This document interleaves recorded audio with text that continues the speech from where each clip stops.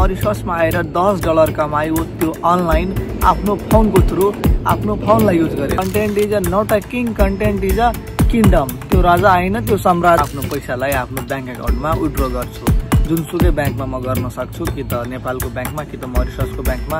साथीहरू नमस्ते, म दिलीप शर्मा फेरि पनि भिडियो लिएर उपस्थित छु तपाईहरुको माझमा।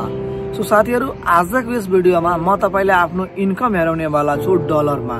सो तपाई पनि यदि मरिसस बस्नुहुन्छ या नेपाल बस्नुहुन्छ, संसारको जुनसुकै देश बस्नुहुन्छ, मैले कसरी मरिससमा आएर $10 कमायो त्यो अनलाइन आफ्नो फोनको थ्रु आफ्नो फोनलाई युज गरेर, मैले आफ्नो मोबाइल फोनलाई युज गरेर कसरी $10 कमाए त त्यो तपाईलाई हेराउनेवाला छु।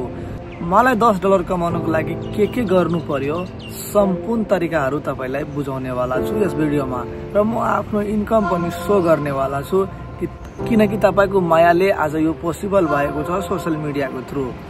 तो साथीहरू, सबभन्दा पहिला म आफ्नो सानो जर्नी तपाईहरुलाई के शेयर गर्न चाहे कि 2019 मा मैले युट्युब च्यानल खोलेको थिएँ।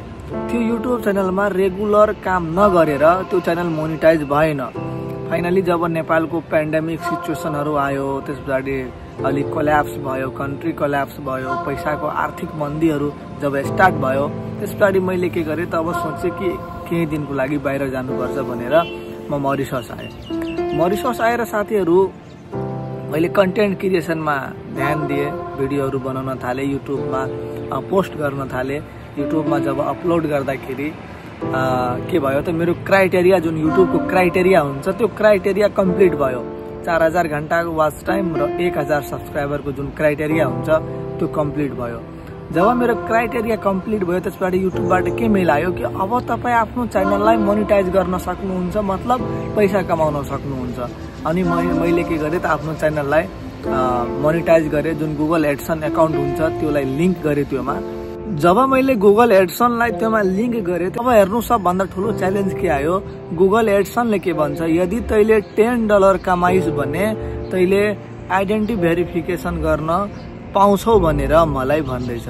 अब म साथीहरू के गरे त $10 कमाए। तपाई यहाँ साइडमा हेर्न सक्नुहुन्छ, म आफ्नो मोबाइल फोनलाई नै युज गरेर भिडियो बनाएर कन्टेन्ट क्रिएसनमा ध्यान दिएर त्यसलाई युट्युबमा पब्लिक गरेर मैले यहाँ तपाई साइडमा भिडियो पनि हेर्न सक्नुहुन्छ, मैले $10 कमाए साथीहरू।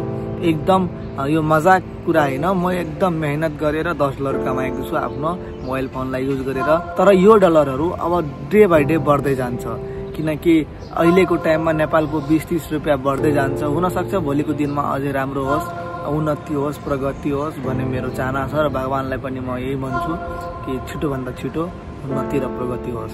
मैले के गरे साथीहरू, गुगल एडसन एकाउन्टमा आइडेन्टिटी भेरिफिकेसन कम्प्लिट गरे। अब एड्रेस भेरिफिकेसनको लागि उनीहरूले के गर्छ त, हाम्रो पोस्ट अफिस हुलाकको मार्फतले हामीलाई एउटा कोरियर पठाउँछ, त्यसमा 6 डिजिटको पिन हुन्छ, त्यसलाई हाल्नु पर्ने हो। त्यसको खासमा वेटिङमा छु, त्यसपछि त्यो पनि कम्प्लिट भइहाल्छ र ब्याङ्क एकाउन्टलाई लिंक गर्ने। र त्यसपछि फाइनली के गर्छु साथीहरू, म आफ्नो पैसालाई आफ्नो ब्याङ्क एकाउन्टमा विथड्र गर्छु, जुनसुकै ब्याङ्कमा म गर्न सक्छु, कि त नेपालको ब्याङ्कमा कि त मरिससको ब्याङ्कमा, या तपाई संसारको जुनसुकै देशबाट अहिले मलाई हेर्दै हुनुहुन्छ त्यहाँबाट पनि तपाई आफ्नो ब्याङ्कमा विथड्र लिन सक्नुहुन्छ। एकदम सजिलो छ, कुनै गाह्रो छैन। तर तपाईको कन्टेन्टमा दम हुनु पर्यो, किनकि जुन कन्टेन्ट क्रिएसनको सक्सेसफुल पर्सनहरु छ त्यसले के भन्छ, content is a not a king, content is a kingdom. त्यो राजा हैन, त्यो सम्राट हो भनेर उनीहरूले भन्छ। त्यो भएर कन्टेन्ट क्रिएसनमा तपाईको कन्टेन्टमा दम छ भने त्यो भिडियो चल्छ, राम्रो भ्यू आउँछ। किनकि मेरो च्यानलमा नै एउटा भिडियोमा 50,000, 40,000, 20,000, 25,000, 26,000 यस्तो अहिले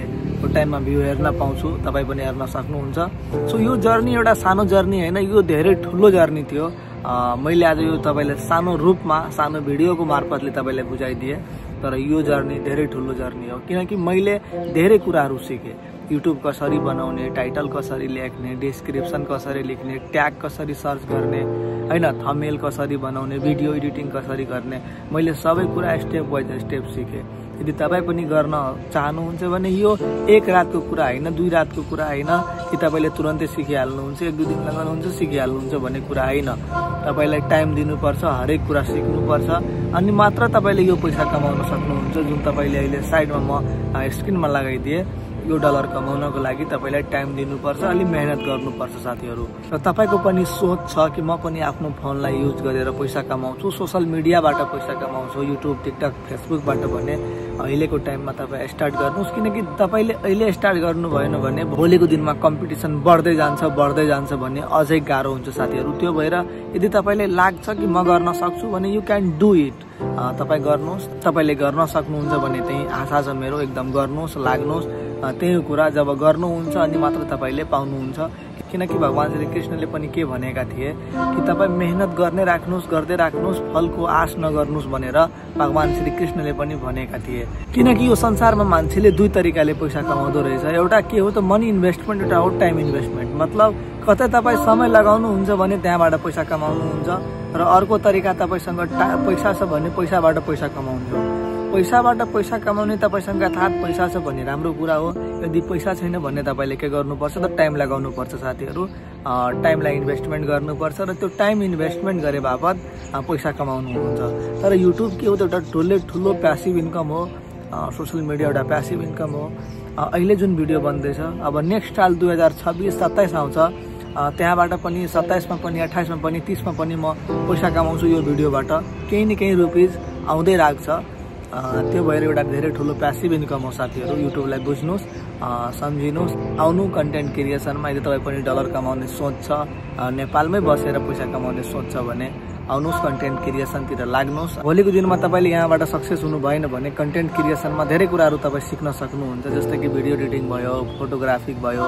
यदि यो तपाईसँग राम्रो स्किल छ भने भोलिको दिनमा तपाई अनलाइन प्रोजेक्टहरू जस्ता धेरै कामहरू गर्न सक्नुहुन्छ, किनकि फ्रीलान्सर भयो, त्यसपछि तपाईको अपवर्क भयो जस्ता धेरै यस्तो वेबसाइटहरू छ, त्यहाँ फ्रीलान्सिङ पनि तपाई काम गर्न सक्नुहुन्छ भन्ने एउटा पोजिटिभ सोचले स्टार्ट गर्नुस्, सुरु गर्नुस्।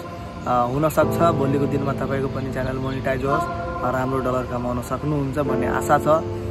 सो साथीहरु, सम्पूर्णमा फेरि मेरो हृदयबाट धेरै धेरै धन्यवाद, हृदय दिलबाट धन्यवाद भन्न चाहन्छु। थ्याङ्क यू सो मच भन्न चाहन्छु। तपाईको मायाले, प्रेमले लमसममा यो डलर तपाई जुन हेर्न सक्नुहुन्छ यो तपाईको नै प्रेम हो। सो हस्, हामी भेटौँला नेक्स्ट भिडियोमा। जय नेपाल।